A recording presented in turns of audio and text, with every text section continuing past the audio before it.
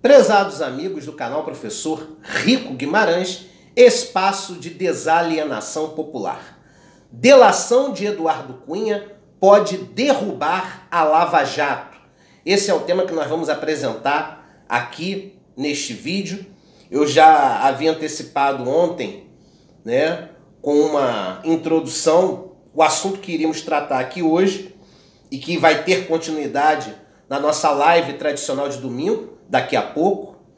E eu gostaria de aclarar para a grande audiência do canal como que está sendo o processo de negativas a delações premiadas de Eduardo Cunha. Ou seja, por que que o Ministério Público Federal ele tem se posicionado contrário aos pedidos de acordo de delação premiada solicitados por Eduardo Cunha e no que isso tem a ver com um processo de desconstrução da Lava Jato. Eu vou explicar didaticamente para vocês aqui o porquê disso tudo. Antes eu vou pedir para você que já é inscrito no canal, que dê um like no vídeo para ajudar na recomendação dele para toda a audiência do YouTube. E você que está chegando agora, assiste o vídeo até o final e se achar que ele merece um like, eu vou ficar imensamente agradecido. Pois é, gente, a verdade é a seguinte: desde 2018, que Sérgio Moro tem recomendado ao Ministério Público Federal que não aceitasse os pedidos de acordo de delação premiada solicitados pelo ex-deputado federal Eduardo Cunha, do MDB do Rio de Janeiro. Tá certo? Sérgio Moro recomendou que o MPF não aceitasse esses pedidos de delação por parte de Eduardo Cunha, tanto na qualidade de juiz federal, quanto já na qualidade de ministro da Justiça. Para Sérgio Moro, não interessa que Eduardo Cunha abra a boca, tá certo? Então Sérgio Moro, desde lá de trás, toda vez que o Eduardo Cunha solicitava um acordo de delação premiada, ele ia junto ao Ministério Público Federal e recomendava a não aceitação desse acordo de delação. Obviamente não interessava a Sérgio Moro que Eduardo Cunha delatasse um conjunto de políticos, empresários e magistrados ligados ou não à Lava Jato, porque poderia significar sua própria derrocada. Ele poderia se comprometer, porque tem muitas informações de Eduardo Cunha que estão relacionadas às figuras de Sérgio Moro e Deltan Dallagnol. Ok? Uma dessas informações já é do conhecimento da grande mídia, tá? O escritório do advogado René Ariel Dott, ele se ofereceu, tá, para atuar como assistente de acusação junto ao Ministério Público Federal nas ações penais da Lava Jato. Então, esse escritório, que é administrado pelo doutor René Ariel Dott, ele foi contratado para agir como assistente de acusação nos processos da Lava Jato. Agora, uma informação que poucos brasileiros sabem é que, junto a esse escritório, atua o doutor Carlos Zuccolotto, sócio da mulher de Sérgio Moro. E esse advogado, o doutor Zuccolotto, tá, ele tentou extorquir um ex-funcionário da Odebrecht, o senhor Rodrigo Tacla Duran. Ok? E aí, como que foi o processo de extorsão? Ele prometia melhores condições para livrar a cara de Tacla Duran e, em troca, exigia um valor de 5 milhões de reais. Quer dizer, o Tacla Duran tinha que dar essa vultuosa quantia e, em troca, teria vantagens para não ser penalizado em grande escala nos processos da Lava Jato, já que ele, Tacla Duran, representava a Odebrecht na qualidade de ex-funcionário. Tá? Esse escritório de advogados extorquiu Tacla Duran, mas o Eduardo Cunha sabe que não foi só o senhor Tacla Duran que foi assediado para dar dinheiro e em troca ter benefícios na Lava Jato. Outras figuras, principalmente adversárias do até então governo Dilma Rousseff, também foram procuradas para aceitar acordos, até mesmo de delação premiada, e em troca essas pessoas seriam beneficiadas. E ainda teriam, né, a felicidade de ver os seus adversários ligados ao governo Dilma Rousseff prejudicados. Então é muito grave, porque esse caso do ex-funcionário da Odebrecht, o senhor Tacla Duran, já é do conhecimento da grande imprensa. E algumas pessoas que estão por dentro da Lava Jato estão sabendo disso. Então o Tacla Duran, ele abrindo a boca, ele já compromete o Sérgio Moro em 50%. Mas existem outras extorsões que são do conhecimento de Eduardo Cunha. E ele está disposto a abrir a boca no novo acordo de delação premiada. Eu falei aqui no início do vídeo. Várias vezes ele solicitou acordos de delação premiada e o Ministério Público Federal reprovou essas solicitações por recomendação de Sérgio Moro. Sérgio Moro dizia, não deixa esse cara delatar. No final do ano passado, o Eduardo Cunha deve ter articulado de uma forma que não comprometesse algumas pessoas, inclusive Sérgio Moro e Deltan Dallagnol, tá? No sentido de ter algum benefício. Ele solicitou um acordo de delação premiada e esse acordo de delação premiada ele não comprometeu autoridades do Poder Judiciário. Foi um acordo de delação premiada que entregou alguns políticos. Então as imagens de Sérgio Moro e Deltan Dallagnol ficaram protegidas. Naquele momento, o Eduardo Cunha ele queria apenas ter uma vantagem na dosimetria da sua pena. Como de fato ele teve algumas reduções em virtude dessa delação premiada. Tá certo? Então, naquele momento ele só queria ter mais vantagens. Só que o que foi prometido para ele lá no processo de impeachment de Dilma Rousseff não foi cumprido integralmente. Porque ele acabou sendo demasiadamente prejudicado nesse processo. Ele foi o grande artífice do processo de impeachment. Ele foi o grande protagonista das articulações que comprometeram o processo de impeachment de Dilma Rousseff, a penalizando. Se não fossem as ações de Eduardo Cunha, talvez Dilma tivesse completado o seu segundo mandato. Mas não completou porque o grande articulador naquele processo foi Eduardo Cunha. Mas ele não agiu sozinho, obviamente. Ele teve o apoio luxuoso de figuras, né, de lideranças do MDB, do próprio vice-presidente Michel Temer, né, de deputados da oposição, de deputados traidores da situação. Então vejam que foi criada toda uma trama para prejudicar a ex-presidenta Dilma Rousseff. E nesse bojo também desconstruir politicamente a esquerda. Então, o que acontece? O Cunha, ele viu que aqueles que prometeram certos benefícios a ele não cumpriram com essas promessas. Então ele está disposto a fazer um novo pedido de acordo de delação premiada, certo? E a contrapartida será benefícios maiores no que concerne a pena dele. Isso envolve até devolução de dinheiro ilícito que ele ainda tem guardado. E envolve também comprometer algumas lideranças do Poder Judiciário. Lideranças essas que ele protegeu na primeira delação, aquela que finalmente foi aceita pelo MPF no final do ano passado. Mais precisamente, dezembro de 2019. Porque ele vinha pedindo delações premiadas desde 2018, desde o início de 2018. Foram mais de 10 pedidos de delação premiada, né, de acordo de delação. Foram 11 ou 12.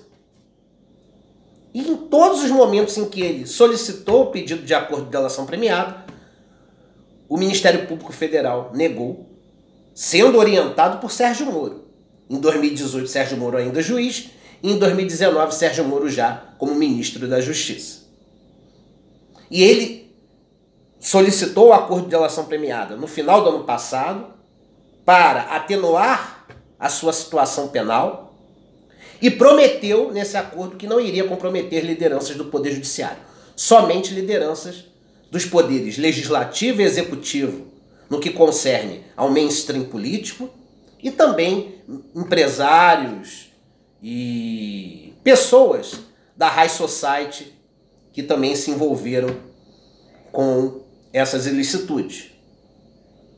Agora, como o Sérgio Moro ele perdeu poder e prestígio, como o Deltan Dallagnol está manchando a Lava Jato, alguns procuradores e algumas lideranças do judiciário, para manter a Lava Jato de pé, cogitam a possibilidade de dar uma nova delação premiada para o Eduardo Cunha. Só que nesse caso ele vai comprometer lideranças do judiciário, o que não comprometeu na delação que ele efetuou em dezembro de 2019. Então isso tem que ficar bem claro, gente. Tá? Isso tem que ficar bem claro que agora parece que as lideranças da Lava Jato lavaram as mãos. Agora elas se encontram num dilema. Por quê? Porque desconstruir as imagens de Sérgio Moro e Deltan Dallagnol significa dar um tiro no peito da Lava Jato. Porque quer queira ou quer não, eles são os dois grandes protagonistas. Sérgio Moro é o ator principal da Lava Jato e Deltan Dallagnol é um segundo protagonista. Nos créditos da Lava Jato, eles estão nas primeiras posições. Então, mesmo que agora existam alguns procuradores, policiais e autoridades do judiciário querendo trabalhar seriamente em relação à Lava Jato, eles têm medo que esses ataques a Sérgio Moro e Deltan Dallagnol, comprometendo a lisura dos seus trabalhos no processo da Lava Jato, que isso comprometa a própria Lava Jato, que atinja também essas novas lideranças da Lava Jato que se predispõem a trabalhar com seriedade. Porque, gente, vamos ser sinceros, eu tenho total oposição à Lava Jato, mas ela não é integralmente uma operação ilícita. Existiram consequências positivas na Lava Jato, nós temos que admitir isso. A Lava Jato ajudou a prender grandes bandidos que estavam locupletando o erário, né? Empresários, canalhas, lideranças políticas que prestaram um desserviço à nação brasileira. A Lava Jato, ela teve ações positivas. Só que o problema é que o alto clero da Lava Jato agiu ilicitamente e de maneira tendenciosa. Isso acaba maculando a lisura de todo o processo efetuado pela Lava Jato. O que eu quero dizer com isso? A estratégia, ela foi viciada negativamente. Tudo bem que a Lava Jato ela contribuiu em parte com a prisão de alguns canalhas, tanto do mainstream político quanto do mainstream empresarial. Temos que reconhecer isso. Não tem como fugir disso. A Lava Jato foi toda ruim. Não. Só que isso tudo foi feito no sentido de, por outro lado, de maneira injusta, ilícita, penalizar pessoas inocentes. É a mesma coisa que eu dizer assim, olha, eu vou fazer o bem aqui, eu estou criando um grande plano, que é um plano positivo para fazer o bem às pessoas. Mas eu vou aproveitar, né, essa boa intenção que eu tenho, né, esse bom projeto que eu estou apresentando, para prejudicar injustamente outras pessoas. Olha, eu vou contar um segredo. Esse segredo vai fazer bem a muitas pessoas.